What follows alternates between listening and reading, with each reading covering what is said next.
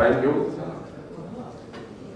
The Secretary of Higher and Technical Education, Government of Jharkhand, Sri Ajay Kumar Singh, other dignitaries sitting on the dais, and the equally important dignitaries sitting off the dais from different places, representing different institutions, ladies and gentlemen.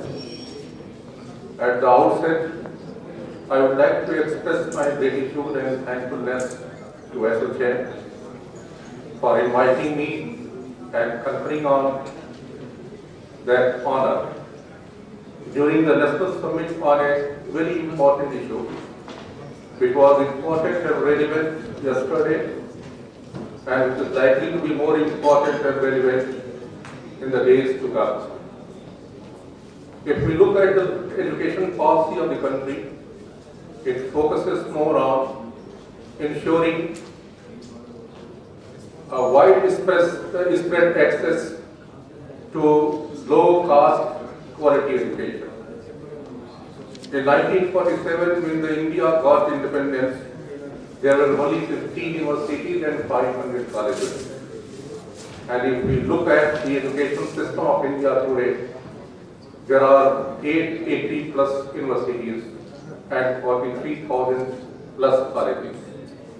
The education system of India has horizontally grown phenomenally, and that's why the Indian education system has become the second largest education system in the world.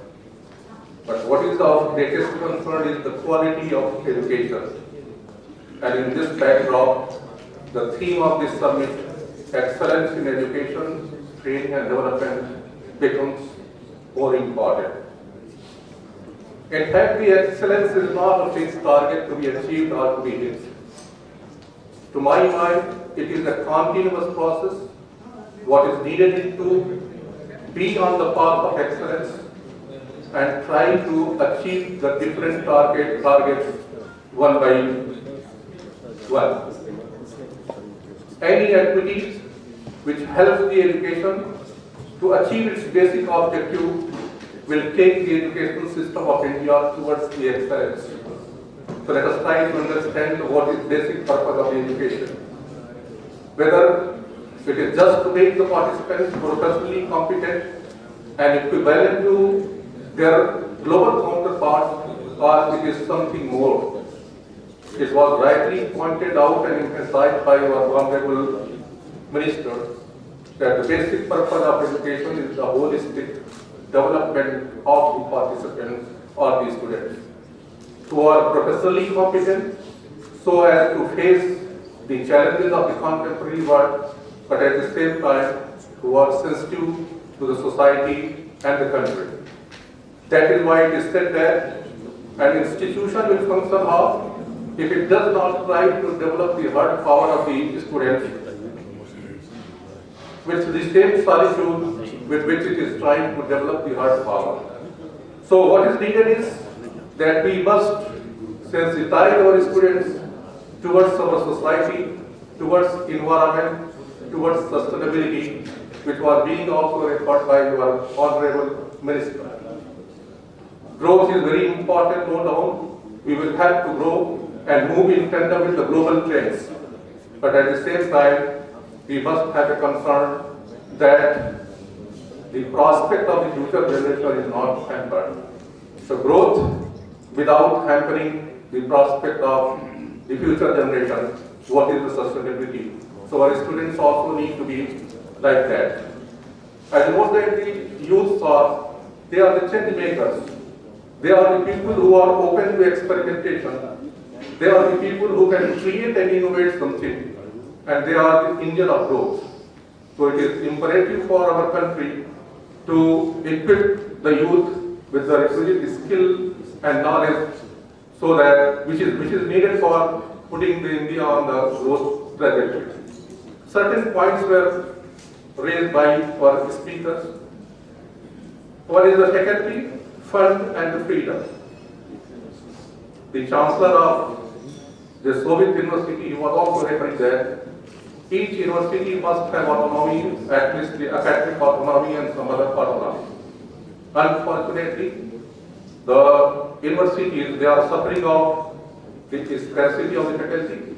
Even the best of the best institutions of the country, the more than 35% faculty positions are vacant. The fund, dedicated funds will be made available. The cost of quality education is increasing day by day, and perhaps most of the public institutions, they are not getting the matching resources so as to meet the quality expectation of the society. And the autonomy may be of the other aspects. It was very rightly pointed out that there is no connect between what is being taught at the institution and what is really needed by the industry or the society. So this disconnect is to be removed, and the Secretary Higher Education, he rightly pointed out a good and frequent interface between the industry and the institution. Only then this gap can be bridged, because we are designing and developing the curriculum without understanding the requirement of the takers. So takers ought to be taken into confidence when designing and developing our course curriculum. Second thing is, as I was telling, that sensitivity towards the society, that is the most important thing. Because the objective of education is to make one a good citizen who could be competent enough to contribute to the economic development of the country, and also competent enough towards the social norms and everything else. I think the technical sessions, all these aspects will be discussed. Once again, thanks to the ASSOCHAM for inviting me and conferring on this honor. Thank you. Any investment in knowledge is the best investment which pays the return the most. But what type of investment are we going to do for that knowledge? Because we all know that education is not providing anything for life, but education itself is our life.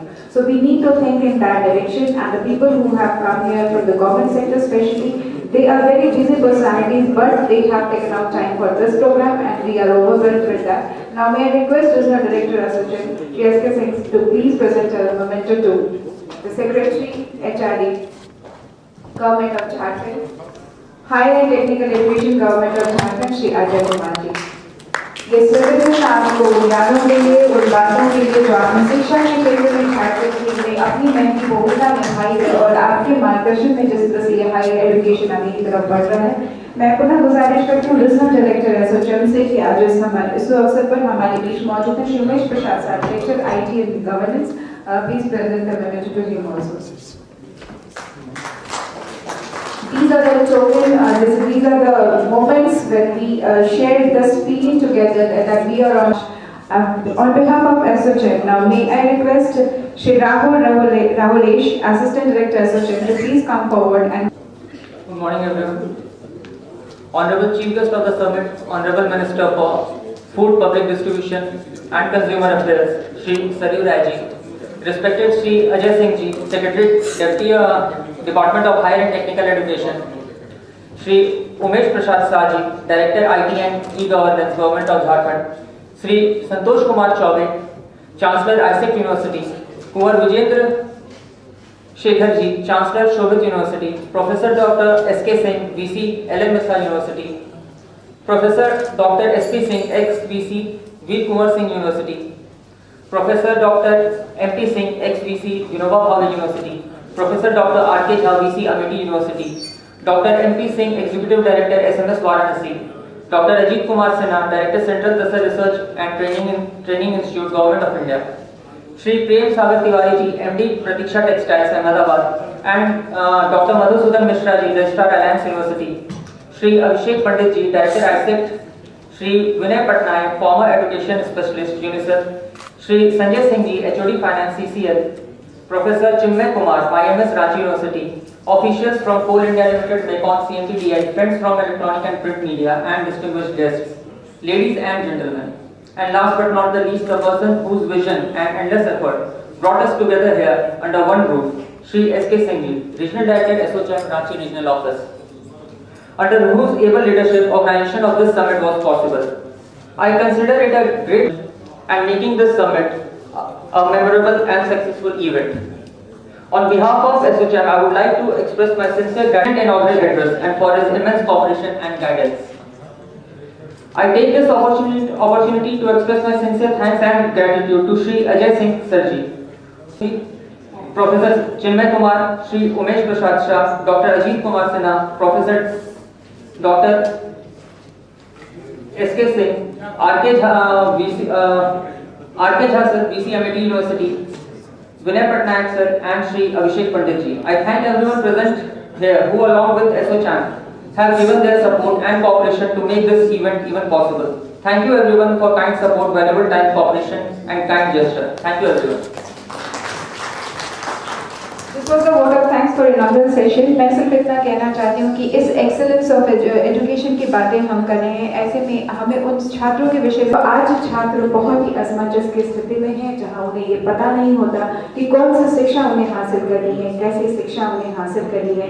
हम उन्हें देखकर बस कई बार ये सोचने लगते हैं कि उनके पाँव लड़खड़ा रहे हैं, यानी उनके इरादे लड़खड़ा रहे हैं। पाँव के लड़खड़ाने पर सबकी नजर है, पर सर पर कितना बोझ है कोई नहीं देखता। तो आज हमें सारे शिक्षाविद यहाँ मौजूद हैं। मैं उम्मीद करती हूँ कि हम सब उनके सर के उस बोझ को समझेंगे, सोचेंगे, विचारेंगे, उनकी मनस्थिति को जानेंगे और आने वाले वक्त में शिक्षा की वो दिशा तय करेंगे जहाँ ना तो वो लड़खड़ाएं, ना वो असमंजस की स्थिति में रहें और ना ही वह समाज में इतना बेबस महसूस करें। कोई ना कोई सही रास्ता, कोई ना कोई सही व्यक्तित्व निर्माण में हम अपनी भूमिका जरूर निभा पाएं। तो टेक्निकल सेशंस के लिए आगे बढ़ते हैं। इनॉग्रल सेशंस के पहले थोड़ी सी ऊर्जा की आवश्यकता है। बहुत देर से भाषण सुन रहे हैं आप सब। हाई टी के लिए आप सबको मैं निमंत्रण देती हूँ और इस गर्मा-गर्म चाय की चुस्कियों के साथ कुछ चर्चा इस विषय पर हो जाए, इसलिए चंद सवाल आपके लिए छोड़े जाते हैं। धन्यवाद। Now this technical session is going to deliberate on discussion on contemporary best practices in Indian and foreign universities. Well, probably it is expected that we will probably compare the best practices in higher education in India and foreign universities. I'm not sure if there is any comparison, but we will try to. The main purpose will be to derive good things, good practices, to adopt it our higher education. The first speaker, although he is in different panel, but considering the visit schedule of Dr. Artija, Vice Chancellor, Amity University, I request Dr. Artija to present his views.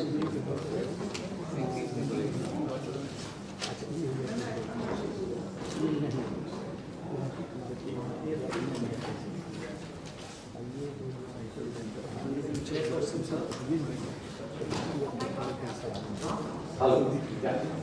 Honorable Chairperson, sir, Professor Singh, ex-Vice Chancellor, members on the dais who are colleagues whom I have heard and have all been impressive. Thank you for giving me a chance to speak a little early so that I can attend my university examination process which is on. I have been asked to speak on career counseling and its importance. Our whole existence as a university is for the three terms that you see on the board: education, training, and development of mind. But everything that is planned in the university is essentially to build a career. Whether we are successful in doing so or no depends on how we do it, one. Depends on who are the people who have come and are interested in taking those lessons. But for sure, we as teachers, we as guardians, we as parents, we as counselors do understand that we are the people who can mold people to do something where they are expert in. Now there is a gap and there are issues which are involved so as to be effective, so as to be really successful in the area of career counseling. Huge gap exists. I have noted certain points and I understand that there will only be guidelines because there is no one formula which I can give as a scientist would like to give, that this is how you do and a career is made. This is not possible. We understand that from the founding fathers in politics to the Royal Society in Science to the Fairchild Semiconductors, treacherous age in business, and small groups of people bound together by a sense of mission have changed the world for better. If you understand, there are two terms which define progress, and they can be differentiated as horizontal progress or a vertical progress. I will link everything else at the end with career. So, progress, which is essentially the understanding of future beforehand and following it in order to remain in progress or advancement, can be done horizontally, which is essentially extensive in nature or repetitive in nature, and the other one is the vertical, which is intensive in nature, which is not repetitive but technical advancement. So there are two, I would say, X and Y axis. One is horizontal, the other is vertical. Now, if you are progressing horizontally, no doubt that anything which is done in America is horizontally practiced also or repeatedly practiced also in other areas, and then that grows. That is the horizontal progress. Vertically, if you have to progress, if you have to see the future, if you have to change the future, it has to be technically only. So the technical advancement in real sense is advancement or progress for future. So therefore, a lot of stress has been done in technology, and the whole last, I would say, 20 years has seen the progress in terms of technology going all around, and we are fortunate to be part of that progress also. In the storybook Harry Potter, it was said by Albus Dumbledore that it is our choices, Harry, that shows what we truly are, far more than our abilities. Now this makes great sense here, that even if you are capable or able, have we made the right choice? Most of us, in whatever career area we are working in, generally complain that we are unhappy or we want to change. Does it mean that we are in the right area or right arena or right place? So have we made the right choices? And that is where career counseling comes in. If we are not able to make the right choice, I think life takes it differently. Now with advancing technologies, we understand that we will have disruptions of different jobs. So like manual work, loading, sorting, manufacturing, even the jobs of accountants, office assistants, lawyers, doctors, drivers, army personnel as well, civilian security, teachers as well, will all go away with the advancements of technology. And that's the danger coming. Will the jobs exist? If the jobs do not exist, what is the meaning of career counseling? Somebody had already pointed out earlier, it is that one has to be adaptive to change, accept the coming challenges. So the technological advancement or progress will also come with challenges. We understand it is the data which is the sword for 21st century. So data analytics handled by entrepreneurs, which I quote as the new age warriors. The new age warriors are the entrepreneurs who has to handle data suitably and use it for the advancement of the society as a whole. Even though there are problems, there are still opportunities galore. There are huge scope of creativity now. The best time is for entrepreneurship. Coverage of technology or convergence of technology like IoT, artificial intelligence, augmented reality. There are huge areas which are coming to play for all of us to follow. So we have gone from bricks to clicks, and the startups which we generally hear, which are the largest group of people you can come together or unite together to build a different future is the norm which is going to come in. This is the time for sharing, collaborating, even though physically we have not come together, but the world has become really small now. We can contribute productively even with the comfort of home as well as office. We have smart systems already in place, as well as smart resources, including the young and the youth population that we vouch for. So there are huge opportunities as well. So looking at both the sides, what are the questions we generally are asked at every place we sit? What do you do? Is a normal question. Why do you do what do you do? Is another question. Then what is the area of your expertise? What skills you possess? Every employer will generally ask, what is that you bring to my university or my college or my organization? So what is the differentiating skills that you have? Can you contribute more than others? Can you contribute 500%? Now these questions come in. What is your approach towards your work, your passion? Now this is the last question, which is very important. I knowingly put it here. What important truth do very few people agree with you? You can note this question and debate later, because we have so paucity of time.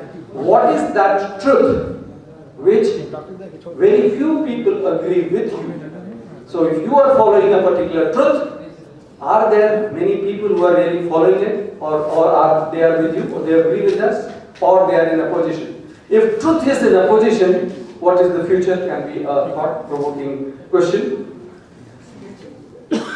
Career in general, there are around 12,000 plus jobs available across the globe. This is a part of a little study that I have focused on, and that can be brought down to maybe just 12 routes or 12 expert areas, whatever you call it. So if you can think of career as a growth of a tree, so it grows from the roots, choose one root. I think the whole concept of career counseling would be to understand that we are not meant for all the roots and then all the fruits and all the jobs. Can we somehow reduce the choices? This is the time of tyranny of choices. In fact, earlier people used to go to a jungle, hunt and eat and finish. Now if you go to a mall, you have different choices of vegetarian as well as non-vegetarian, as well as packed foods. What you want to eat and what you want to make others eat. You have all the choices available. So if choices are available, how do we be judgmental and really come to a true conclusion?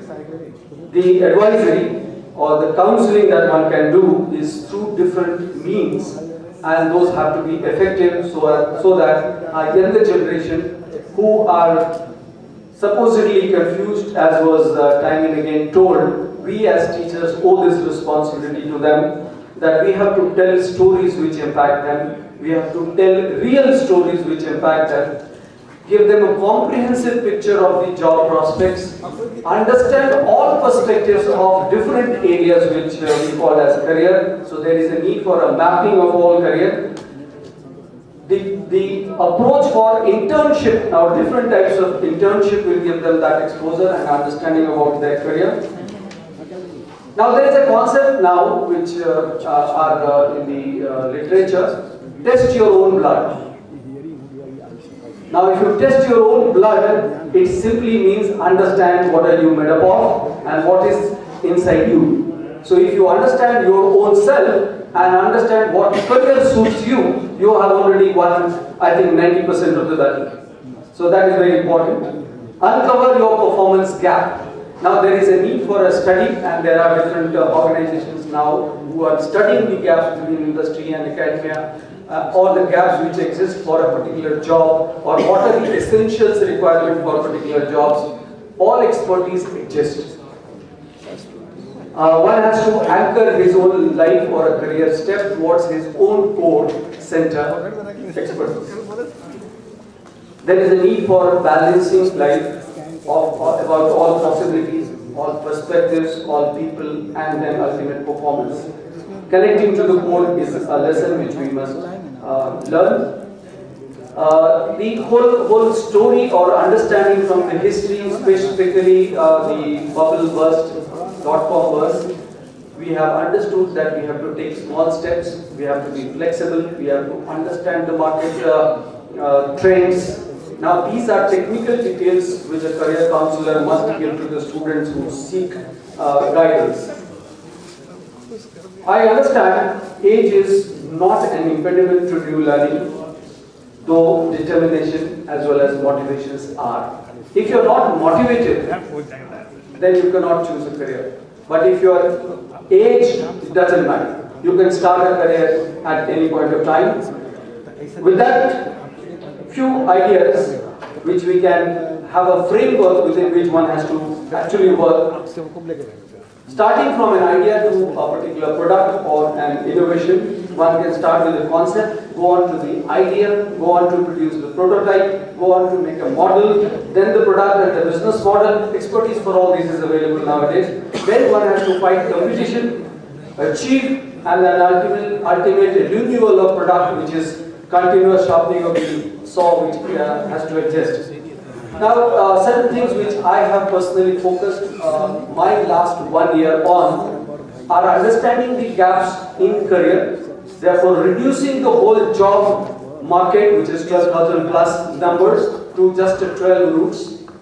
Having said that, can we also divide our whole life from early age till the age of 85? So I have already floated a website which is from 5to85.org. So I am targeting people from age of 5 to 85 and guide them on their career. This is all possible. It is all that is required is one has to be tested. What are you made up of? What are you really suitable for? So suitability for a job cannot be done unless you are tested. Now what are you going to be tested on? I have reduced it to just 5 elements. Skill sets, which are your natural abilities. Then interest, which is the passion that you want to put to your life for. So you have to dedicate your life or have a passion for one area, that is your interest.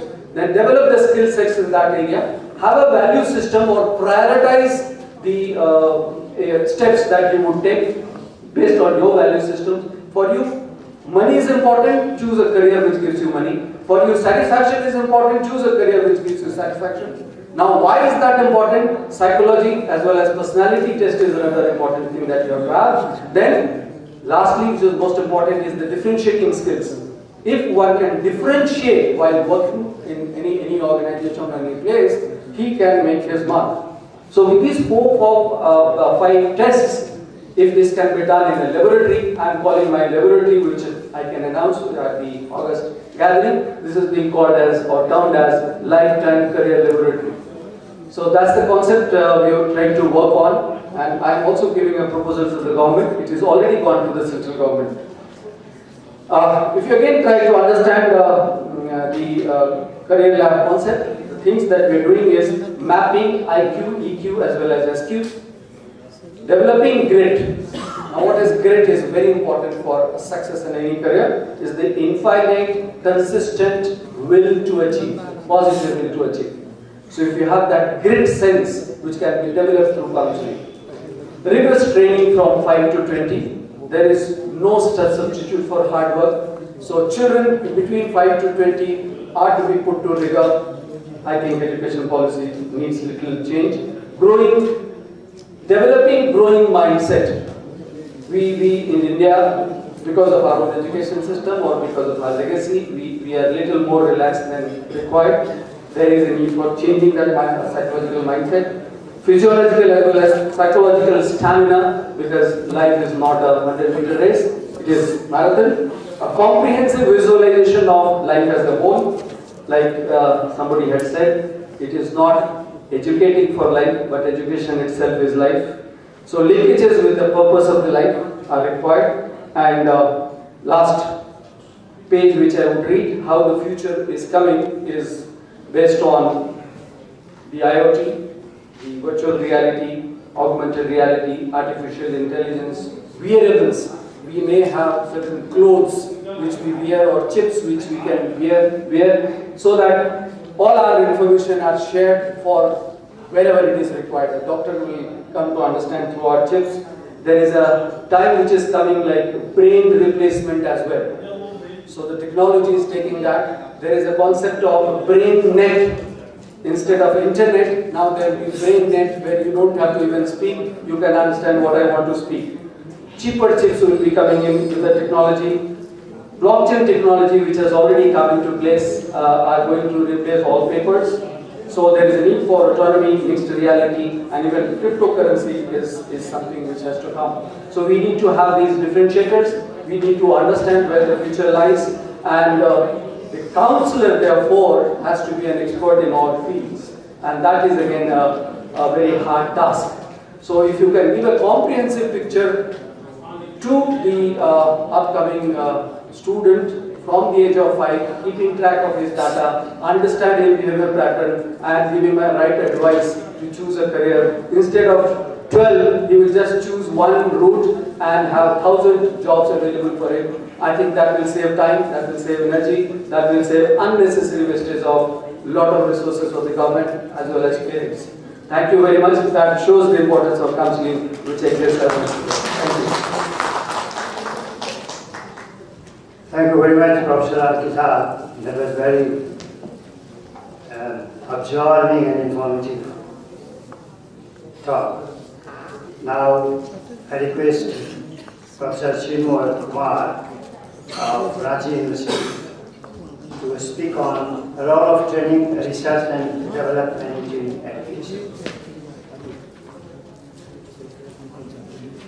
Thank you very much, sir. At the outset, my courtesies and greetings to the chairperson of this first technical session, Professor Dr. F.P. Singh sir, Dr. Raman Jha, Mr. Sanjay Singh. Unfortunately, we do not have Mr. Umesh Prasad sir here on the dais. Dignitaries of the dais, and my special thanks once again to my mentor and my former boss, Professor S.K. Singh, for giving me this opportunity for the 4th time to present in this summit. Thank you very much, sir, once again. And this has been my regular habit of starting the presentation with 2 or 3 discussions initially. So I have chosen this topic of comparing the best universities across the globe with those of India. Though my focus will not be much on India because we are already aware of the broader scenario that we have now.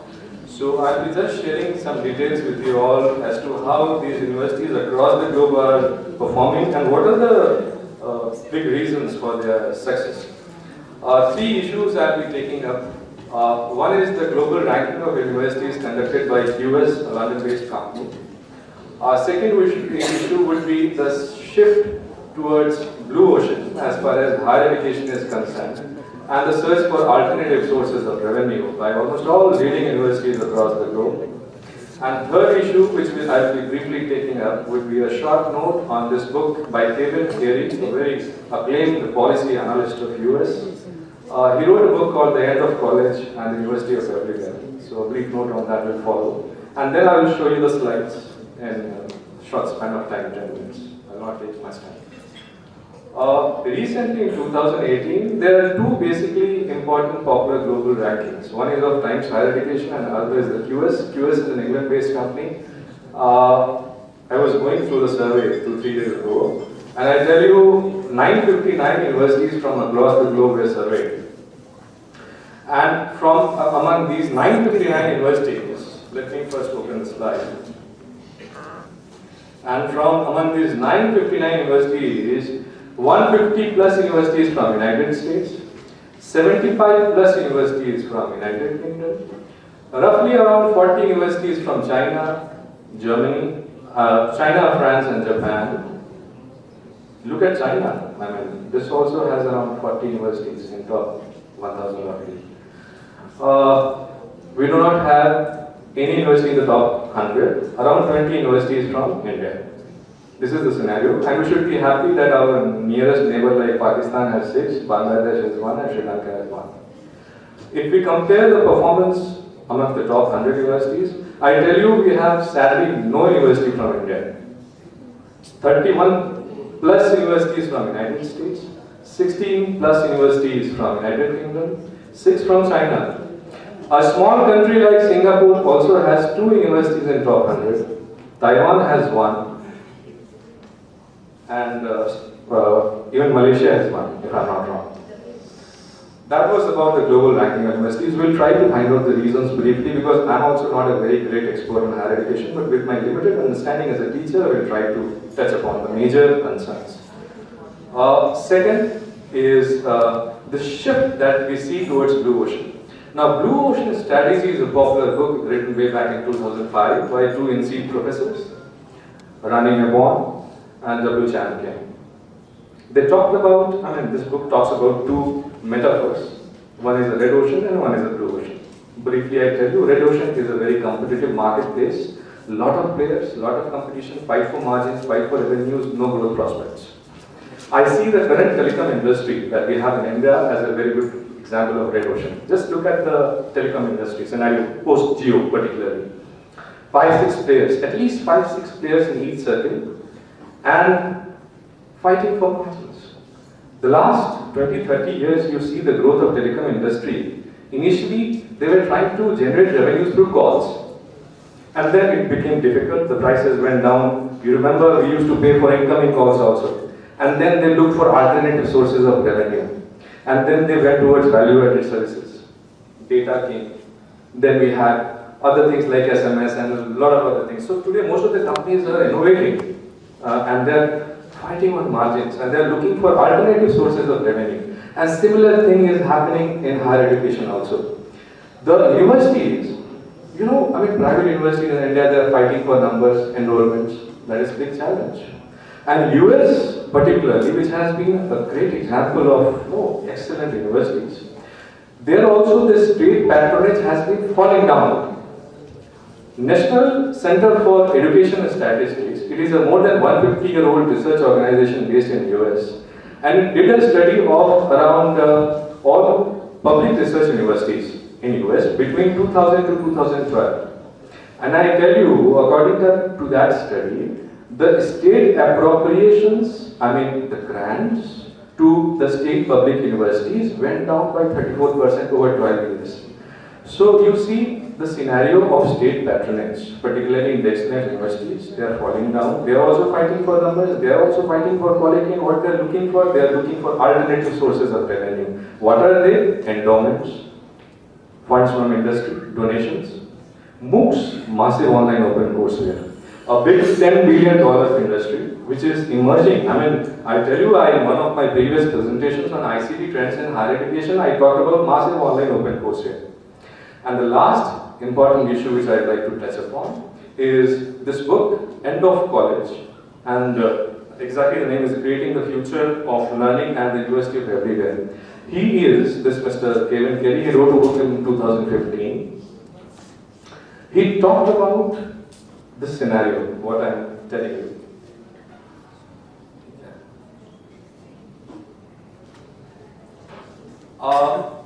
How this development in ICT, which Raman sir very well talked about, the developments in ICT. In one of my previous presentations also, I had talked about how we are going from being IT enabled to IT driven. Most of the industries today are being driven by IT. We cannot imagine banking industry, aviation industry to run without IT. IT is the basic backbone, the skeleton. What this person argues is that the developments in IT and this search for alternative sources of revenue are creating new inflection points and changing the entire landscape of higher education across the globe. So these are the 3 things which I wanted to talk about, and on these 3 assumptions and presumptions, I will be taking you through the presentation. I will not take much time, try to wrap up in 5-10 minutes, 5 minutes at the most. Global ranking of universities, I have briefly talked. I will show you some rankings because I'm sorry I have Excel sheets with me. Just a minute.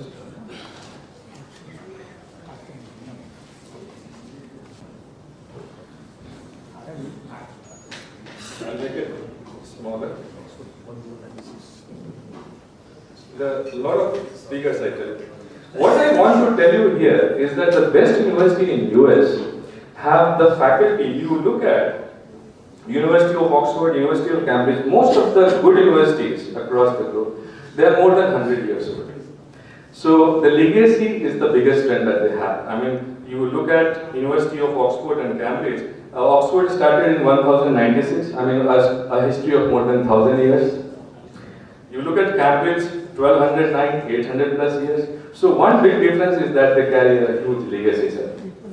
What is the second big difference? I'm showing you the student-faculty ratio. You look at S by F. The best universities have the student-faculty ratio of 5:1. This is what I believe. In India, we have the best universities and IITs have around 10. I'll show you. I have a lot of figures. Here at IISc, Indian Institute of Science, IIT Delhi and IIT Mumbai, they are frequently ranked in the top universities. US rank says that IIT Delhi is at 172nd rank. And look at the student-faculty ratio at IIT Delhi, it is 16. So this is one thing which I believe is a big difference. Second is the size. I tell you, probably I'll show you in the slide somewhere. Harvard University has the endowment of around $36 billion. It's just like mutual funds that we have. They have huge assets.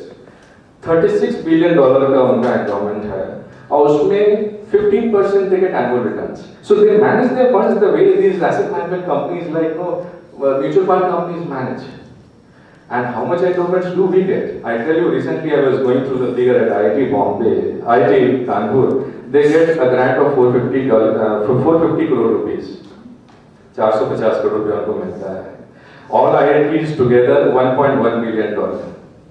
Total university को जो हम लोग को इस education में the grants that they get this year probably this budget 15 billion. हमको 85,000 crore याद आ रहा है. It is 85,000 crore. I could be wrong, but it's sir you were telling 1 lakh. Even we take that as a figure, $15 billion. मैं $1 billion बात करता हूँ. $15 billion है हमारा बजट education का.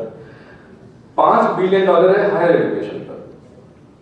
10 बिलियन है स्कूल एजुकेशन पे. अकेला रेवेन्यू हार्वर्ड यूनिवर्सिटी का ही $5 बिलियन है. उनके साइज से आप कैसे कंपीट करें? The entire country has this budget allocation of $5 billion in higher education, and Harvard University has a revenue of $5 billion, endowment of $36 billion. That is the thing. I'll try to wrap up fast, but I'll show you few more things. Nobel Prize winners. कुछ मुझे जो फर्क लग रहा था I wanted to show. 368 Nobel Prize winners from the United States. We have 10. और अगर बगल वाला जो फिगर है, it shows how many Nobel Prize winners we have in 1 crore population, 10 million. So you see the figure in India and China it is 0.04. तो ये research पर हमारा फोकस ही बहुत कम रहा है. I'll be showing you one more presentation. Just a minute. The ranking. What was the basic criteria of ranking all these universities? Academic peer review. They surveyed across 140 countries, more than 75,000 academicians. 40% weightage to that. Student faculty ratio 20%. Employer retention. It's about placements and jobs. International student. Diversity. Yes, I forgot to show that in that Excel sheet. Sir, keep me alert, like whenever I have to end up. Because it's a big presentation, I have Almost reaching. Almost reaching. So in that case, I would show you the Excel sheets. That would be the best instead of the slides. What I intend to show you is the. I tell you one more thing I would say. Research has always been given tremendous importance in universities. I tell you, and this is how I learned because it's not possible to show all the slides. There are two important parameters. One is your H index and one is your journal impact factor. I've done a country comparison, like I've taken data from Web Metrics. Here also, I show you. H index is basically this concept came up in some time around 2005 by one physicist called Hirsch. It's Hirsch index.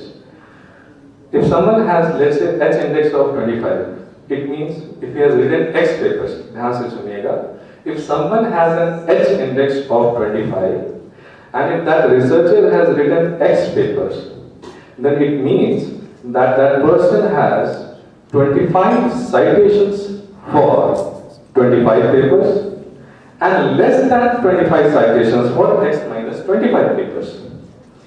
Just look at the H index here. Sigmund trial 272. I'm searching for an Indian here.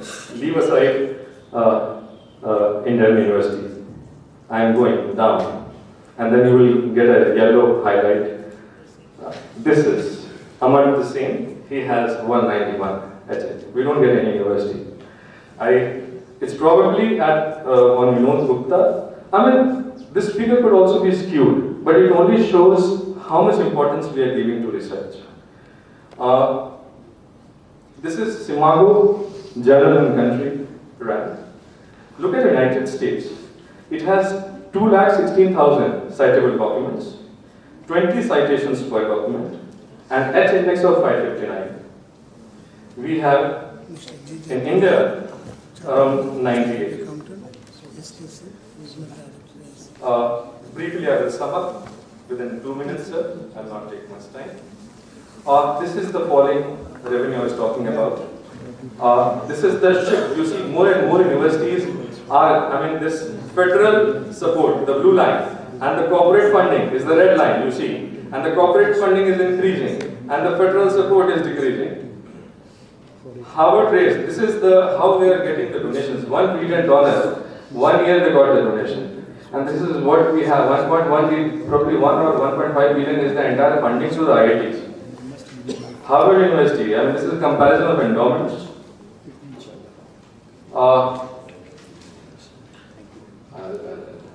This is how IITs, the best institutions probably in India, this is their R&D receipt. What are the reasons? Briefly, why is India not there in the top ranks? Specialized institutions built around a single thing. Most of the good institutions in India are not big universities like Harvard or Stanford. They have fewer enrollments and they are highly specialized. That is also one reason. We cannot take the big count of students that are there. Fewer grants and corporate funding.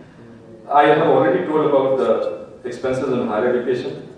Top institutions are young. This is also one. We got independence in 47. We do not carry that rich legacy.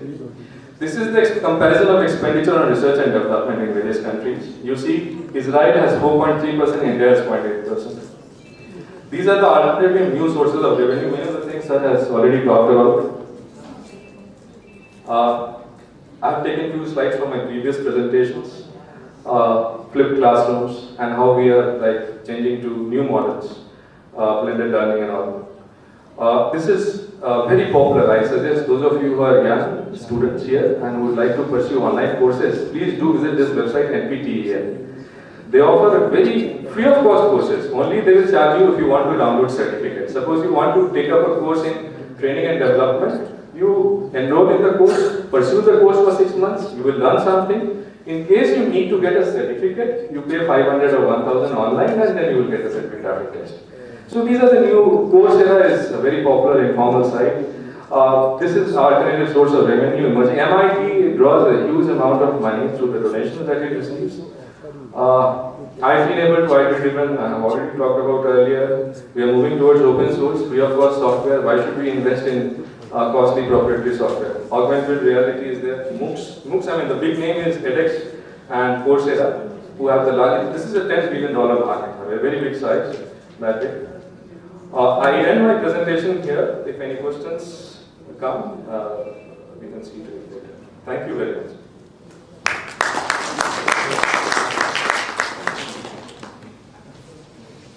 Thank you, positive and informative comparison between Indian universities, American universities, British universities, and their financial position as well, financial status as well. I appreciate your information and we're well informed. I will comment upon it after the finish of the session. Now, we are going to have a speaker who is Mr. Sanjay Singh. Those who are associated with ASSOCHAM or other academic and intellectual gathering must be aware of Mr. Sanjay Singh.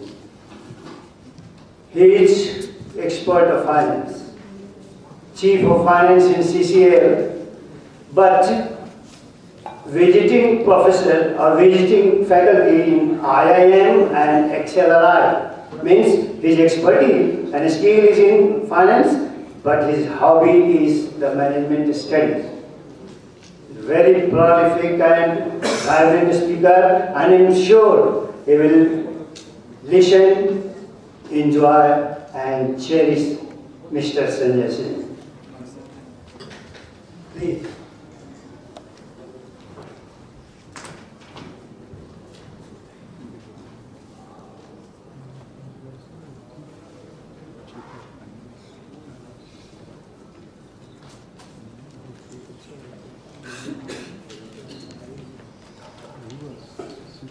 Thank you, sir. It's always a proud privilege to share the dais with the likes of Professor Singh, Professor Jha, my fellow Chinmay, and I'm very happy to share this hall with you all August audiences in this lovely month of February. Probably this is the last day of February and this day is probably being known as Science Day in the name of Mr. C.V. Raman. So, we own that kind of legacy where so many greats have come, but still we are discussing about this excellence in education after 70 years of independence.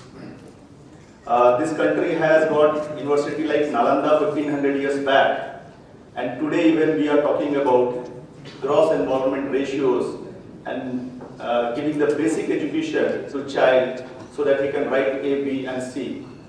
So I think somewhere we have gone wrong in between, or we may not have speeded up like we needed to do.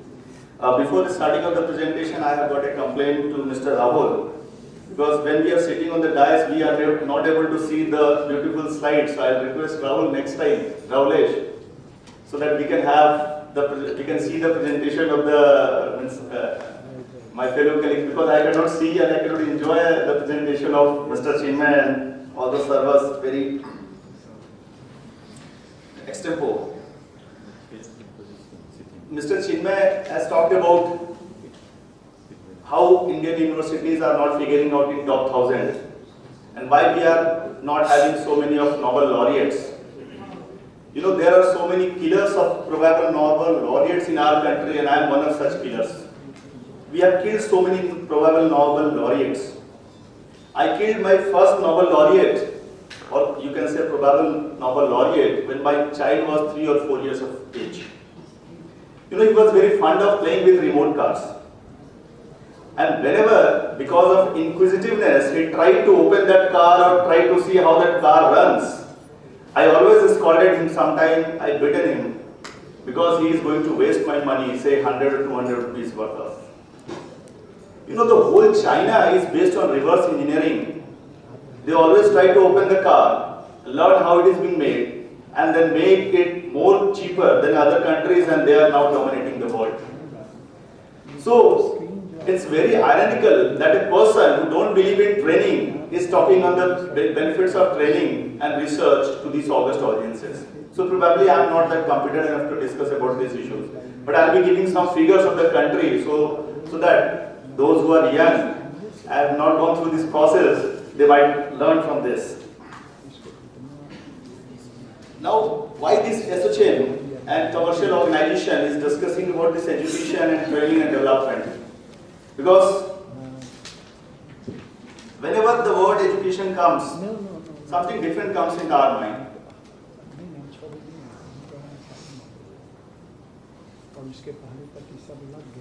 Do you know what is the meaning of education or training or research and development? Whenever the word education comes, what comes into your mind?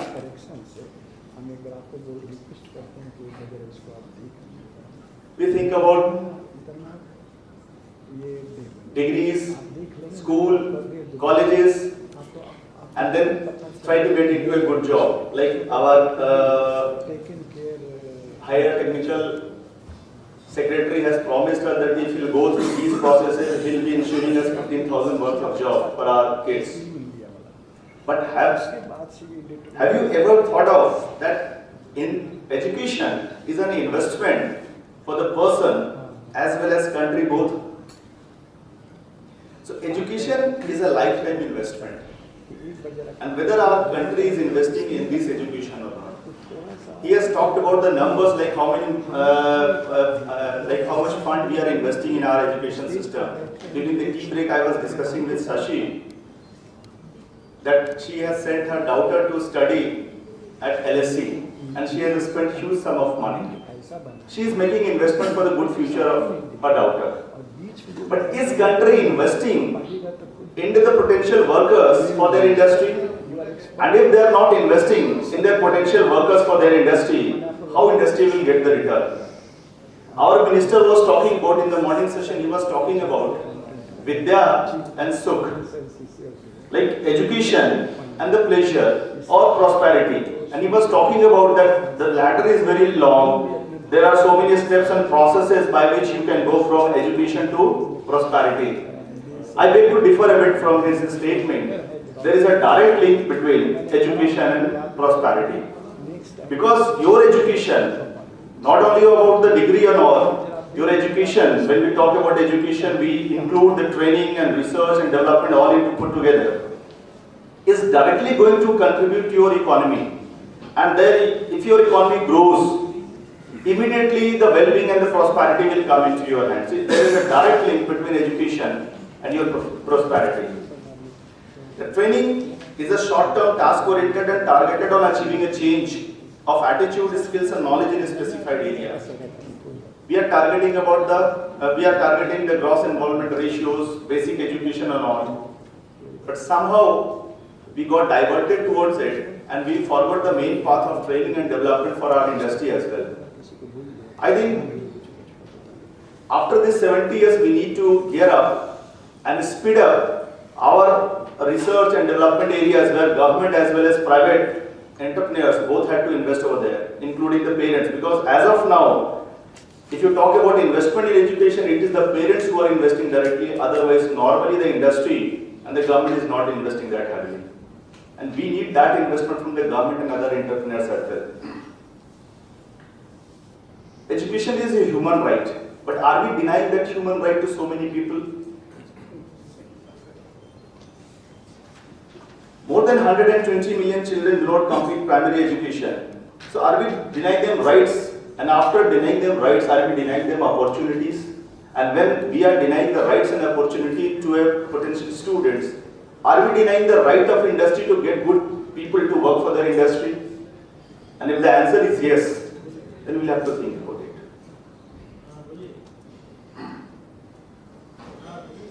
Estimated 250 million children worldwide are not learning the basic skills they need to enter the labor market. Then who is at loss?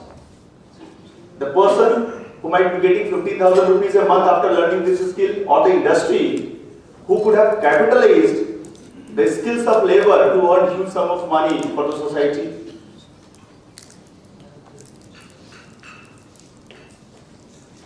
So it's an investment in sustainable growth and prosperity for both countries and individuals, and there is a direct and indisputable link between access to quality education, economic and social development. Now, providing every child with access to education is skill needed to participate fully in the society. This is a survey would boost GDP by an average 28% per year. And you can understand that if your GDP grows by 28%, your GDP size is 2.3 trillion USD as on date. If it is being converted into Indian rupees, it comes down to 150 lakh crores. And 28% of 158 lakh crores is equal to 40 lakh crores. And if your industry grows by 40 lakh crores a year, this wealth will be distributed between everyone. You are going to get benefited directly from there. For the lower income countries, the growth would be immense, that is 28%. For the developed economy also, the growth would be around 18% per 16% per annum. And we are not taking this as an investment opportunity for our industry. Globalization and international trade requires countries and their economies to compete with each other.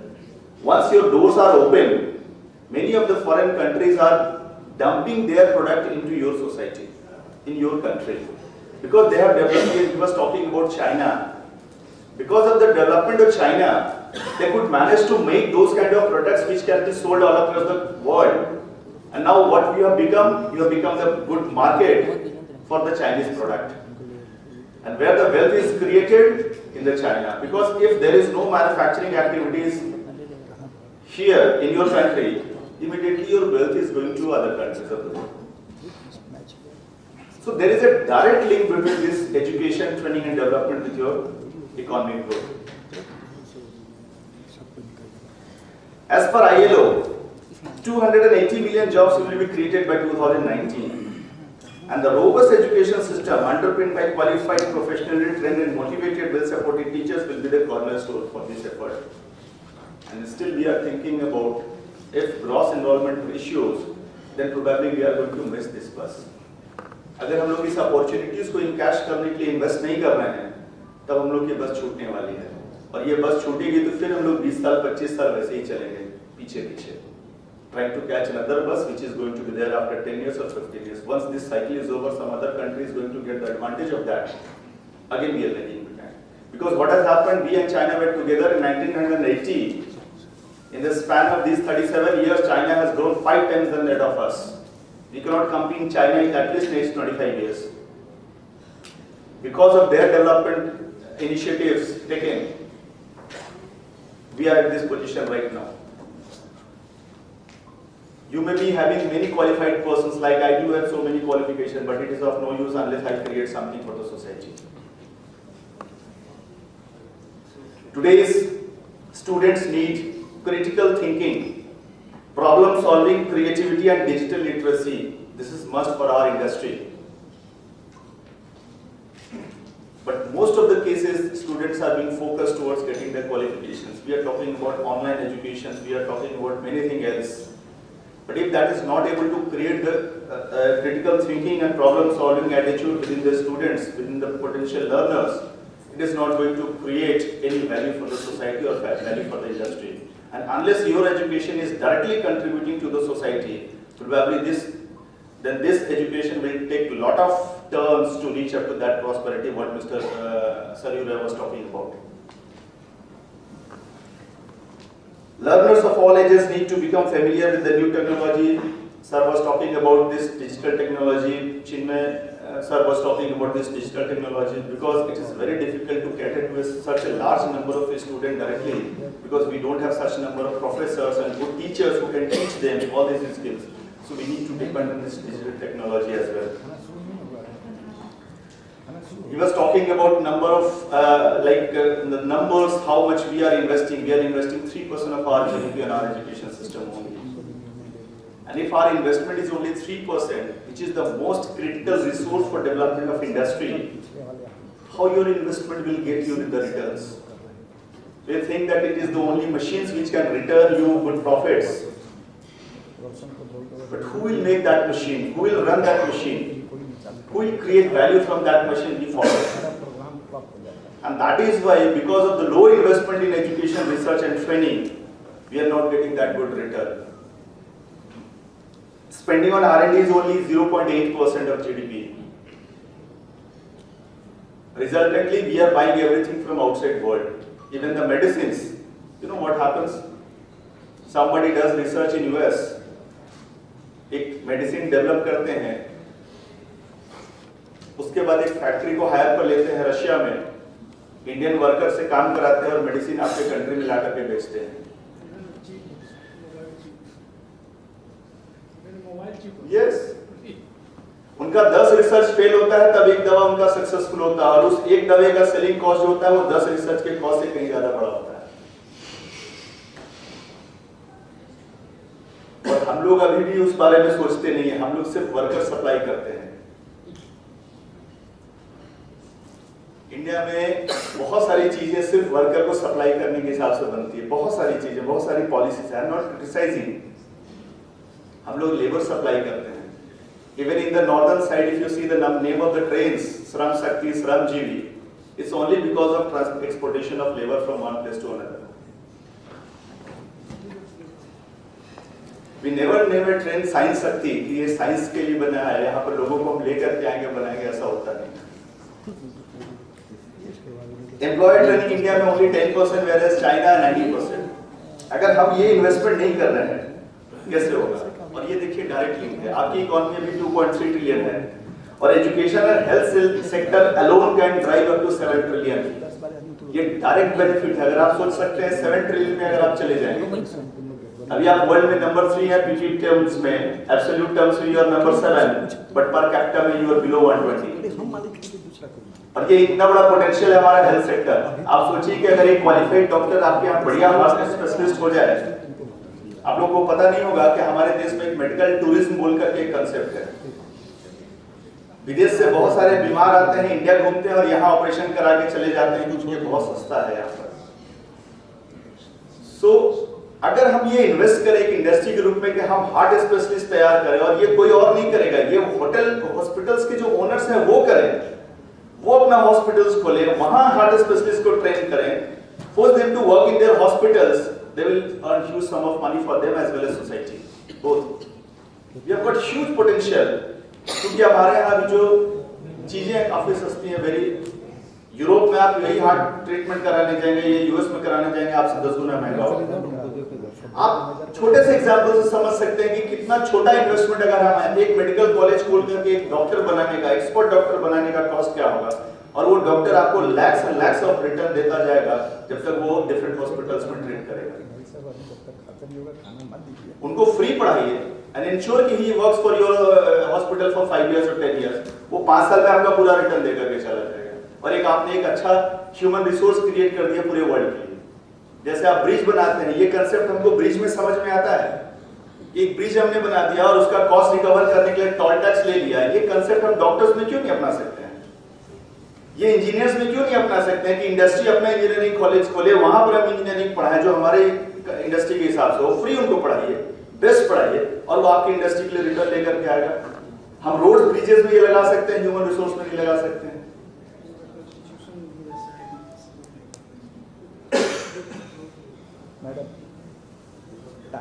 Labour productivity required में बोलता है 7.3% labour productivity is required. मैं जब 2-3 minute में खत्म कर रहा हूं. 7.3% labour productivity is required to achieve the growth of 9% of GDP. ये लेबर प्रोडक्टिविटी क्या है? अगर लेबर हमारा इंडस्ट्री के लिए प्रोडक्टिव नहीं होगा तो हमारा इंडस्ट्री का ग्रोथ कैसे होगा? 5 minutes each because we have to take lunch as well. Right. हमारे कंट्री में अभी आप जो फिगर्स देख रहे हैं, average 3 to 4% is the labour productivity rate, whereas we require 7.3%.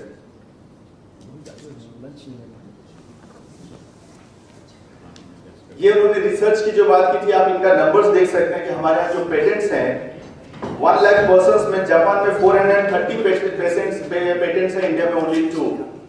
We are investing very less in the research, and if you are investing less in the research, we won't be getting these kind of patents. हमारे यहाँ education की बात हो रही है. Average हमारे यहाँ जो एजुकेशन होता है 5 साल से ज्यादा लोग नहीं पढ़ते हैं. You can see the numbers. Average education in US is 14 years, whereas in India it is 5 years. And this is the R&D expenditure where you can see the India is at the bottom line, 0.8% of the GDP.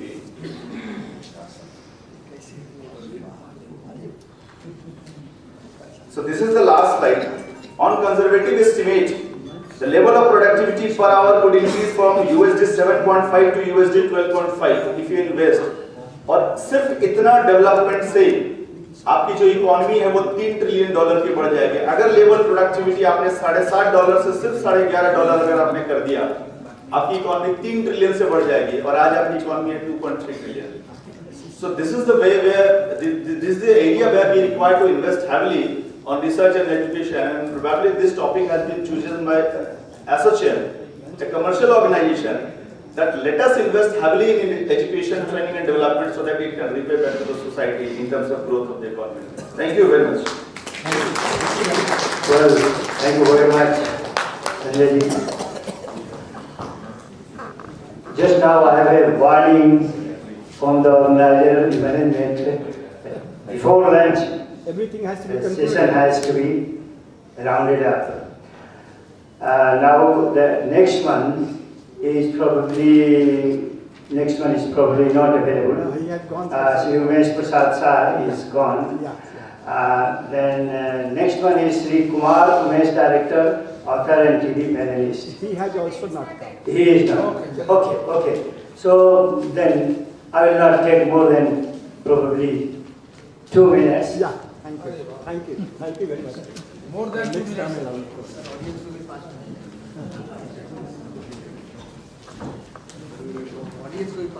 ठीक है. Thanks to all मैं आप लोग को lunch जल्दी learned देना speakers. That is the purpose. I don't have anything to say on this topic. Excellence, training, development. It's a really vast topic in this country. I'm just going to throw some questions for the audience to ponder upon it. I'm sure the answer is known to everybody. And whatever question I am raising, whatever talk I am giving you here, is from my own experience, from student life to finish up my career and continuing. Just my own experience, first-hand experience. First, excellence is an excellent word. Why all first class, first PhD teachers are there in Ranchi College and Marwari College and other colleges, government colleges? Why mostly second class MSc and MA are there in St. Xavier's College? Fortunately, I was a student there. And the placement ratio and success ratio of product of St. Xavier's is almost 60 to 75%, whereas the success ratio or placement ratio of all government colleges are less than, say, 10%. In fact, it is, the survey says 7.8%. This is a question. This is a question of excellence. Where is the reason? Why? First. The second is quality and quantity never go together. You are trying to increase the GER, हम लोग छात्रों की संख्या बढ़ाना चाह रहे हैं और उसके एक्सेलेंस भी बनाना चाह रहे हैं. Is it possible? My friend Chinmay was talking about students-teacher ratio, faculty-teacher ratio, and he was citing Harvard, Stanford, and I don't know, Cambridge, Oxford, all these. Fortunately, I had the opportunity to present paper in Harvard, Stanford, Cambridge, Oxford, Yale, and Columbia. When I was doing my PhD in Canada, and here, the teacher and students ratio in one of the college, in P.K. Rai Memorial College, Dhanbad, is not bad. It is 1:450. So you are talking about teacher and students ratio in this country.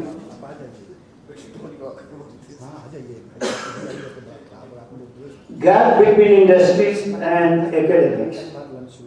We are producing, again, I want to remind that people here in this country are loaded with excellence. Don't forget it. Indians are loaded with excellence.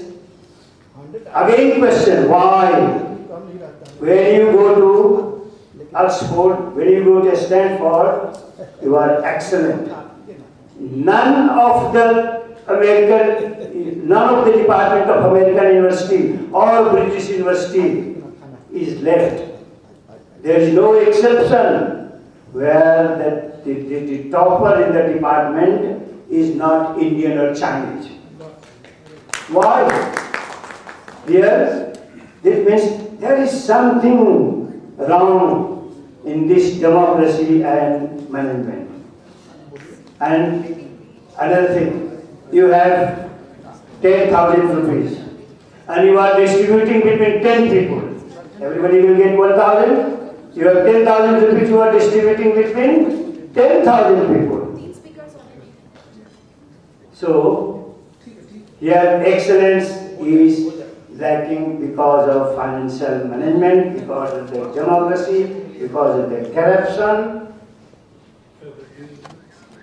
Well, there are many more questions to be thrown to the audience to ponder upon, but I am getting continuous warning from the management. We have to finish this session and take the lunch. Everybody is probably hungry. Thank you very much, Dr. S.K. Singh, for giving me opportunity, and thank the audience who remain sitting spellbound. Thank you very much. Thank you very much, sir. We were late in the inaugural session, though we wanted to listen to the people who are in the technical session. They are all learned people and have so many things to share with us, but we are in short of time. So without wasting my time, thank you very much to this technical session, to the chair and the speakers. They have enlightened us with so many informative things, and we are really privileged to hear them today. Thank you so much again to the speakers and the chair.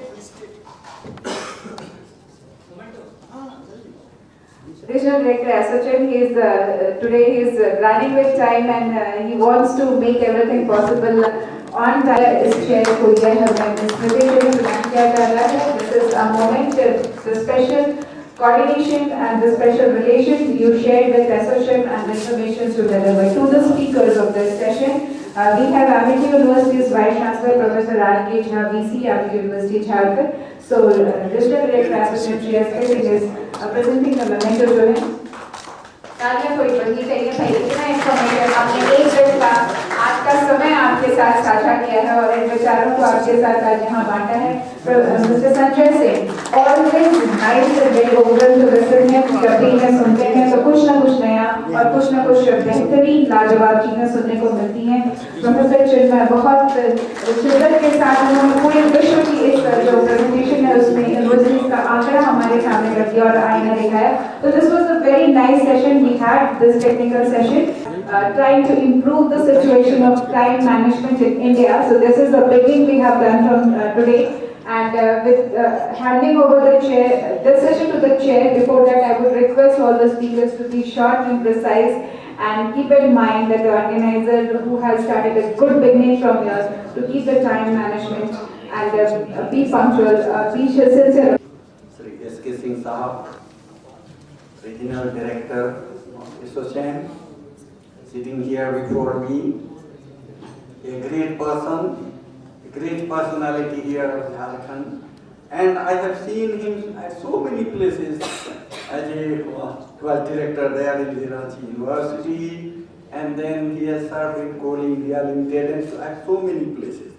And I have seen that during the discharge of his duty, he has always emerged as a model of perseverance, dedication, and honesty of purpose. Please put your hands together for so many important persons sitting here on the dais. They will deliberate on different issues of the education, and I see before me in this beautiful auditorium the Vice Chancellor of great university, Professor Jha, Professor M.B. Singh Sahab, Professor J.B. Pandey Sahab, the head of Department of Hindi, Ranchi University, and so many other important persons. I do not know their names. So I welcome everyone, each and everyone, and a great announcer, Madam City, great announcer. So kindly put your hands together for me. Okay, so sir, the time is very short, and we are running short of time. तो दोस्तों मैं अपनी तरफ से और आयोजकों की तरफ से यहाँ पर पधारे आप सभी महानुभावों का हार्दिक अभिनंदन करता हूँ. Friends, so we are talking on education. So you will be surprised to know, friends, that everybody is talking about the quality education. You have to give the quality education and all that, and the excellence in education. Friends, I am here in the education line as a teacher, as a researcher, as administrator, I was vice chancellor of 2 universities. Still I am there, and I am here in the education field for more than 53 years without a break of single day. Still I am very active and a regular faculty. So friends, when we are talking about education is the all-round development of the personality. There are so many incipient qualities present here in our body, and it comes out when we are getting education. So that is the role of the education. And friends, in one word I have to say that education is the only bedrock of all the development process, whether it is social, economic, spiritual, or whatever it may be. So it is the bedrock of all the development processes. So but what is the scenario when we see, because I am there, मैंने जमीनी सच्चाइयों को बहुत नजदीक से देखा है दोस्तों, lecturer, reader, professor, researcher, director और वाइस चांसलर वगैरह तक. Or so everybody has talked a lot with the secretary. So I'm thankful to the secretary. He was talking all the aspects of the education and where we are lagging. We have heard about the great vice chancellor. So where we are lagging behind? We are lagging behind in the employability skill development of the students, the teachers. We are lagging behind in the industry, academia. So there should be lab to land concept should be there. But one thing they have left, Professor Jha, I am telling you, the pedagogy, the effective learning and teaching system, we are lacking. Teachers are supposed to be the most intellectual person of the society. They are the friends, philosopher and guide of this society. But one thing is there. The teachers command a very high degree of trust and authority over the students. Professor Jha, I am telling you, we are discussing this thing also. The teachers command a very high degree of trust and authority over the students. And this relationship of trust and authority can be sustained only when teachers perform their job role to the best interest of the student and to the best of. But it's not there, I'm sorry to say. I'm not talking about every teacher, all the teachers and all that, but they are very good teachers, they may be very good teachers. So that should be there, then only we can think about the excellence in education and all that. So friends, so I'm just taking 1 minute. So what are the main issues? Please listen. Within 1 minute, I'm just going to discuss this thing. So, where we stand and what are the main issues that is there in the education? Just now I have written down that. So, education, when we are talking of the education, what does it do for the society? Is the society getting richer?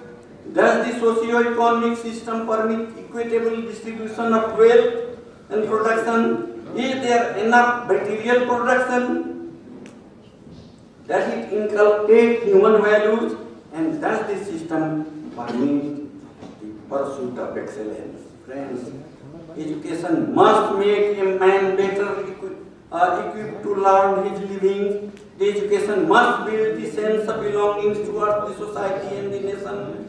The education encourages human to the pursuit of the excellence. The education must inculcate the dignities of human life and labor, and education must bring the social harmony also. That should be the role of education. Then only we can think about the quality education and the excellence it has been said, friend, that Sa Vidya Yapi Mukte. विद्या वही है जो हमें मुक्ति प्रदान करती है। वह मुक्ति चाहे सामाजिक हो, धार्मिक हो या आर्थिक भी क्यों नहीं हो। So what is the scenario of the education?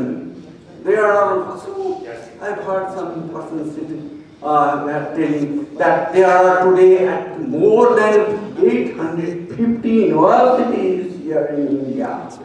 There are about 300 private universities there, and in every month some sort of private universities are coming there.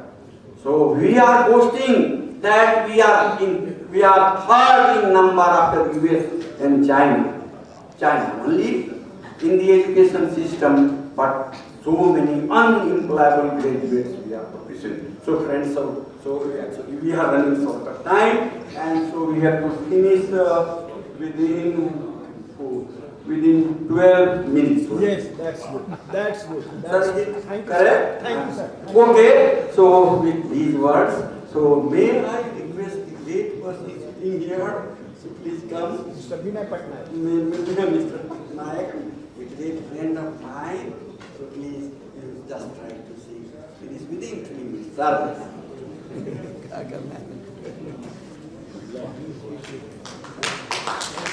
Thank you, Professor Singh. Thank you, Dr. S.K. Singh and ASSOCHAM for organizing a wonderful seminar, summit on education. And I would like to touch upon the key points only. I will not get into the details. And I worked as Chief Consultant to the Government of India for 10 years for quality education. And then I joined UNICEF for the last 8 years. But I'm working more as a grassroots or plant root educational worker to strengthen the foundational skills of children. Because from your discussions, it clearly comes out that the quality of our higher education is extremely poor because of many factors. I am interpreting from a very different perspective that I'm going to touch upon now. First point is quality of higher education and social development is directly proportional to the foundational skills which children imbibe in their early years. If the quality of preschool education and early grade reading is of good quality, then the quality of higher education can be good. And this is the time of Sustainable Development Goals, which is to be achieved between 2016 and 2030 across the globe, which focuses on people, planet, and the prosperity. It's a wonderful plan of action, and there can be a seminar on that maybe by ASSOCHAM in the next round. Second thing is, in India, we all have gone through the schooling system, but in our schools, we were taught a lot of facts and a lot of data in our schooling days. But now the time has changed. Since 2005, the Government of India has notified that now the focus is not just on mere teaching or completion of textbooks, but now more on learning outcomes. And learning outcomes means it is knowledge, skills, and the attitudes which children need to acquire. And that's why I'm saying this is a changed time, changed paradigm. And in this process, I want to highlight that the quality of learning needs to improve. Quality of learning means learning with understanding, learning with skills. Learning theories have been the key cornerstone of the present learning system. Here it says children learn science well if they participate in a lot of exploratory activities. But our classrooms never promote any exploratory activities. It's full of facts and theories that children memorize. In mathematics, there is a need to mathematize the thinking process. In language, there is a need for the child to participate in a lot of interactive activities with the text, with peers, teachers, and community members. But that's not happening. So these things call for change. In social science also, whether it's economics, whether it's political science, whether it is history and geography, the aim is to promote critical inquiry.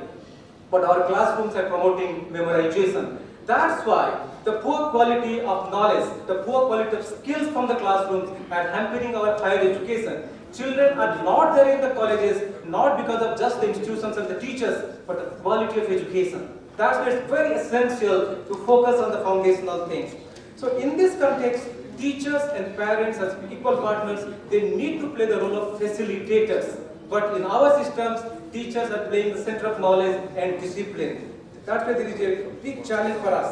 And India, which is aspiring to strengthen the quality of school education and higher education, it definitely intends high quality learning, and that's why the National Curriculum Framework 2005, the National Curriculum Framework for Teacher Education 2009, and the Right to Education 2009, they are emphasizing on the learning aspects.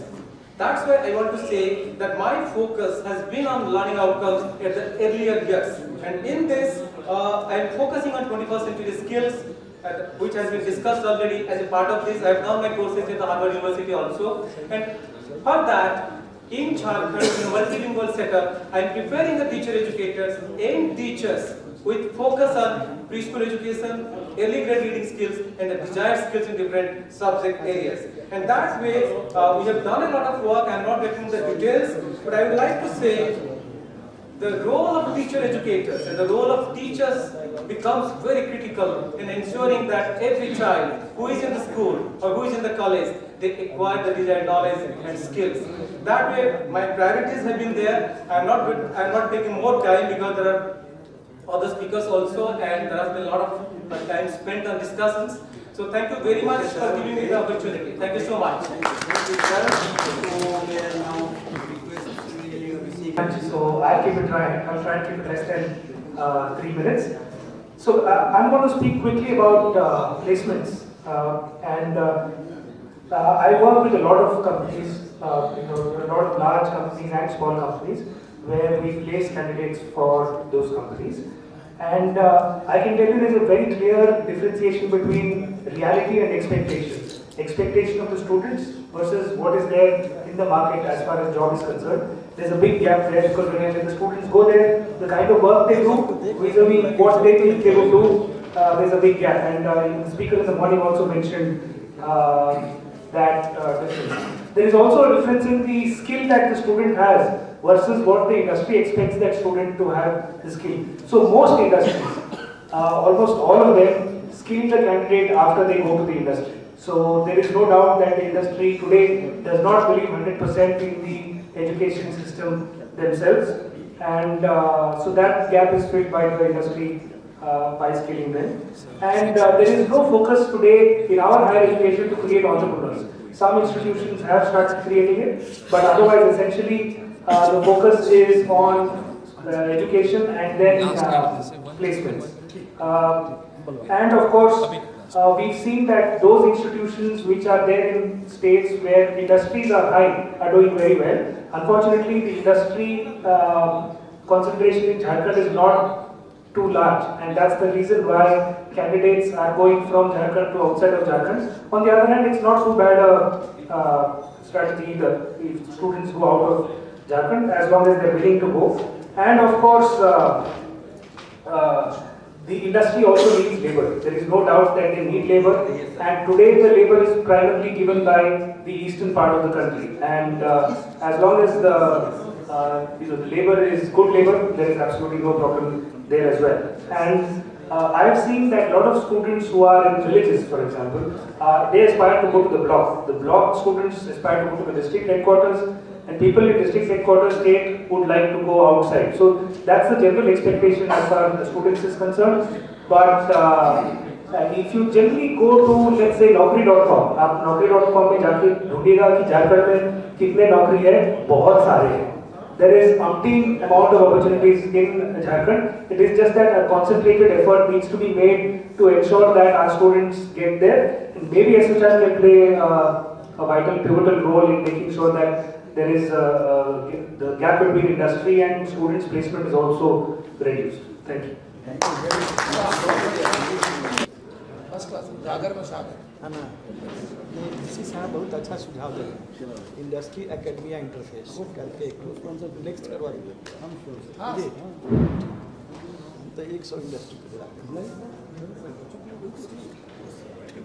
के discuss होना very good industry. And organizer and the participants, good afternoon. I am going to talk about the enhancing the quality education and skill development, mainly focus on this. And we are working in Central Tasar Research Institute, Ranchi. Actually, sericulture is industry which provides employment to around 85 lakhs people in India. And in Jharkhand itself, 2.2 lakhs people are associated with the sericulture industry. There is a lot of scope still for the sericulture industry in the basically focus on the byproduct utilization of the Tasar industry. And if you see the scenario of this skill development in that contains soft skills and technical skills and many part of that. And if you see this next scenario, if you see the skill development process in this, journey started long. And it is continuous process. Even some people you provide skills now. Tomorrow, some of the technological upgradation will happen. We need to provide skills and skill development is needed for them also in next class. And if you talk about skill, there are many definitions of the skills. And the most appropriate definition is that when we provide the skills, we can perform the work within stipulated time. And if you see that even development of the human brain, you can see that around 3.5 billion years ago to till today, there is lot of development occurred in the human brains also. And this is having lot of process like workshop, development, skill, coaching, teaching and knowledge. So now we need to have this, like if you are talking about the career point of view, you can see that there are many parts, success, ability and various education and motivation, lot of things are there. But if you talk about the various parts of the world, even our mental setups are different. If you talk about the Japanese people around 85% people are skilled. But if you talk about in India, only 2.2% laborers are skilled. So that mind setup is also different from the various parts of India. Now, in this scenario, what we need to have? We need to have a skill transfer system. Like generation to generation, earlier in India we have like skill transfer systems. The skill transfer from one generation to another generation with their family. The systems somewhat got spoiled. Now we have engineering college and other places. There is no family-based system which transfer their skills from one generation to next generation. Second is role of language. If you see the Japanese, Chinese and other people, there is a lot of chances for skill development. Reason is that people are more skilled because their own language is being utilized for the transferring the skills, like for their training, motivation and other thing. And third, skill selection freedom. Like we need to assess that what kind of a skilled person is really willing to know that.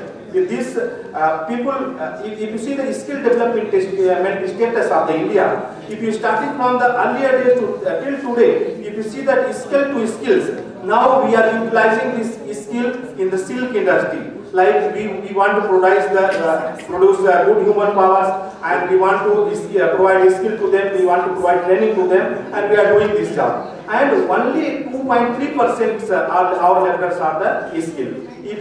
And in next 5 years, we need to provide the job to around. I'm in a huddle of between you and lunch, so I'm the last speaker. A special thank to the Sri S.K. Singh sir, and also I would like to express my sincere regard to Professor MP Singh sir, S.P. Singh sir, Raman Kumar Jha sir, and all my dear colleagues and participants. Right now, I want to discuss about the education system.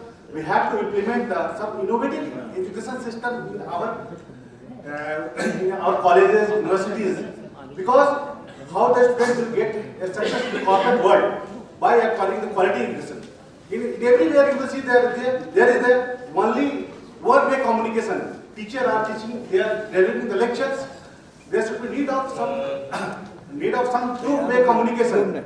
In that case, in the research, when we get the enrollment in the PhD program, we have to submit the synopsis, what we are going to do for the research work.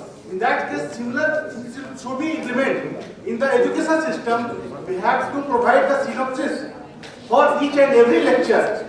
So students should aware about what are the topics teachers are going to deliver lecture. So this should be implemented in each and every university, and there should be assessment of learning aptitude of the students before qualification and post qualification, how much they have a job, all this learning method. And training and development, that is also most important thing. And there is a lot of methods. Thank you. Thank you very much. There are 4 great persons sitting here on the dais. So please put your hands together for this. So some very young person sitting here. Before closing, I have to say, करो की पहचान बन जाए. अरे जिंदगी तो सभी जी लेते हैं. जिंदगी ऐसे जियो कि मिसाल बन जाए.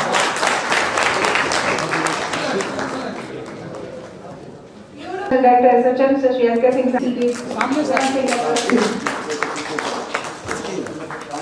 उनके साथ आज के इस सत्र में जो टेक्निकल सेशन है उसमें जो हमारे साथ स्पीकर्स थे Shri Vinay Pathak ji, former education specialist UNICEF, Shri Abhishek Pandit ji, मैं अनुरोध करूंगी कि उन्हें भी स्मृति प्रदान करें श्री अभिषेक पंडित जी, और Shri JP Pandey ji.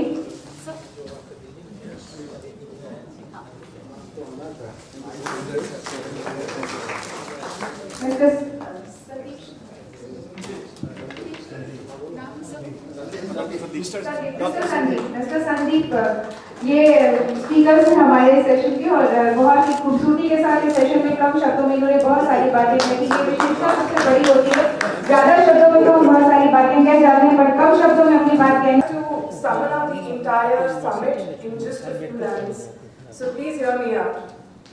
Education is a tool of enhancing perspective in today's world. We see that two minds work differently. How we perceive things, they are also different, and our actions are obviously different from one or the other person. And the diaspora of this entire situation is that we as different minds constitute one society. And how to extract efficiency from those different minds is still remaining as an untouched art by many of the teachers that we have here. The problem of this entire curriculum learns in 3 strata. The lower strata, they face the basic lack of amenities of even notebooks or pens. For the middle class people, the aspirations and dreams, they create, for the best of ability, it creates duress on both the sets of parents and as well as the children. And for the upper class, for the people who have the availability of every resource, we see that the lack of understanding of the importance of resource as to that those basic things like the basic notebooks or pens, they are craved by many of the people. Apple co-founder Steve Wozniak, he just recently commented that Indians lack creativity. As Indians who devised the basic zero, who gave the world the number system, do we genuinely lack in creativity? See the quote, the best help is self-help is not so overrated. Understanding the quality of perceptions we receive as humans and what devices we need to harness our emotional intelligence and infinite strengths and to discover ourselves immensely is also education. India being the most depressed country and the lot which commits suicide, the majority of the chunk are students, and how we teach them as an informing process of intelligence, emotional intelligence should be also taught as a subject. When we share our responsibilities belonging from an upper class or a middle class, we share it for the betterment of the lower class. And we also should make our children. Very nice presentation. She had many things to say, but we were in short of time and she has summarized very nicely. So now may I request Ravi Sharma. He's दो चीज़ों का assurance है sir. जहाँ हम लोग बैठे हैं sir, hotel वाला बिना खिलाए हमको भेजेगा नहीं, और जो हम लोग आए हैं मेहनत किए हैं इतना, हम लोग बिना खाए जाएंगे. तो इस विश्वास के साथ 2 मिनट का समय चाहता हूँ सर. 27 साल हो गए एजुकेशन के क्षेत्र में काम कर रहा हूँ, और हमारे पढ़ाए हुए जो छात्र हैं वो आज दुनिया के 169 देशों में काम कर रहे हैं, 169 कंट्रीज. इस 27 साल की जर्नी में सर 2-3 चीज़ें सीखी हमने, और जो चर्चा आज पूरे विषय की थी, एक्सेस, इक्विटी एंड एक्सेलेंस की बात हो रही थी, उस पर कुछ काम किया हूँ जो शेयर कर दे रहा हूँ. जो आने वाला दौर है और हम लोग हमेशा इस देश में महात्मा गांधी की तरफ देखते हैं। गांधी जी बहुत सारे दरवाजे खोल देते हैं, खोला था उन्होंने पहले भी और आज भी खोल देते हैं। उसी की चर्चा कर रहा हूँ, क्योंकि ये चर्चा जो है कि कोई भी प्रोजेक्ट जब तक अर्थ लाभ नहीं होगा नहीं चलेगा।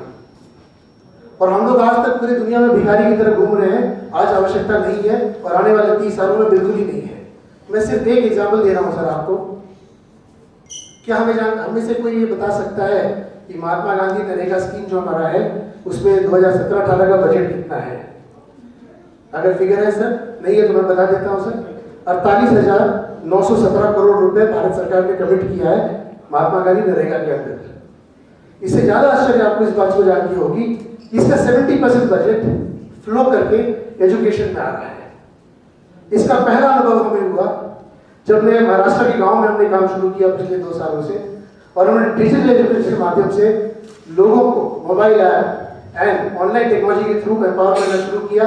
Children at the age of 2 years, 4 years, 7 years, 10 years, so that they get the opportunity to participate in this global export of human capital that we will be leveraging in the next 30 years of this nation's growth. Let us not talk about what is going to happen in the last 70 years. Let us talk about what is going to happen in 2047. ये हमारे आपके जीवन का बचा हुआ 30 साल है, चाहे वो बच्चे पीछे बैठे हुए हैं या हम जो कुछ लोग बुजुर्ग हैं, जो मेरी भी गिनती है उसी में आती है, बिकॉज दाढ़ी सफेद हो गया है सर। ये जो 30 साल का ग्रोथ है सर, 193 ग्लोबल कंट्रीज के अंदर आज 97 कंट्रीज का net population growth rate negative हो चुका है। और इसका पहला उदाहरण सर जापान से आ रहा है। जापान हर साल 3 लाख लोगों को इंपोर्ट करेगा इस प्रोसेस में। हमें उस अपॉर्चुनिटी को मिस नहीं करना है। आज चर्चा इतनी तक रख रहे हैं सर, आगे डिस्कशन जारी रहेगा। Thank you. तो आज का जो ये नेशनल समिट था, इसमें vote of thanks Rahul ji ने दे दिया था। मैं अनौपचारिक रूप से, तो मैं चाहूंगी कि एक बार औपचारिक तौर पर हमारे रीजनल डायरेक्टर यहाँ मौजूद हैं, आपसे आएंगे तो वो 2 शब्द जरूर बोले। My friends, everything has to come and end. So even I am not willing, but I have to close this conversation and close this session. A lot of things was to explain, but due to paucity of time, every one of us is waiting for the lunch. I am extremely thankful to all of you for your benign presence in this national summit.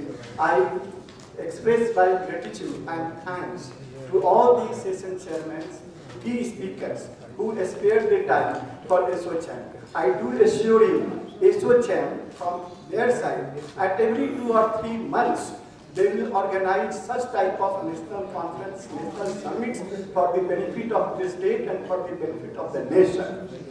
With this, I once again extend my thanks and gratitude to all of you present in this hall. Thank you very much. All of us will go now for the lunch. Thank you very much. बहुत बहुत धन्यवाद सबका। चलिए शिक्षा का अलग लगाए, घरों को रोशन करें, समाज में नई रोशनी में। बहुत बहुत धन्यवाद।